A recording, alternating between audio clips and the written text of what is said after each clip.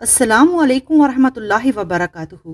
ذرا تصور کریں ایک ایسا معاشرہ جہاں ہر شخص اپنے پڑوسی کا احترام کرے، ہر مہمان کی عزت ہو اور ہر زبان سے صرف خیر ہی نکلے۔ یہ خواب نہیں، یہ ہے وہ پیغام جو ہمیں رسول رحمت صلی اللہ علیہ وسلم نے دیا۔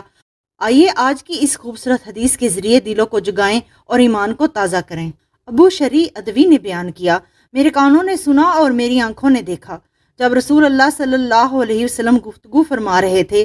حضرت صلی اللہ علیہ وسلم نے فرمایا، جو شخص اللہ اور آخرت کے دن پر ایمان رکھتا ہو وہ اپنے پڑوسی کا اکرام کرے، اور جو شخص اللہ اور آخرت کے دن پر ایمان رکھتا ہو وہ اپنے مہمان کی دستور کے موافق ہر طرح سے عزت کرے۔ پوچھا، یا رسول اللہ دستور کے موافق کب تک ہے؟ فرمایا، 1 دن اور 1 رات، اور میزبانی 3 دن کی ہے، اور جو اس کے بعد ہو وہ اس کے لیے صدقہ ہے، اور جو اللہ اور آخرت کے دن پر ایمان رکھتا ہو وہ بہتر بات کہے یا خاموش رہے۔ صحیح بخاری حدیث نمبر 6019۔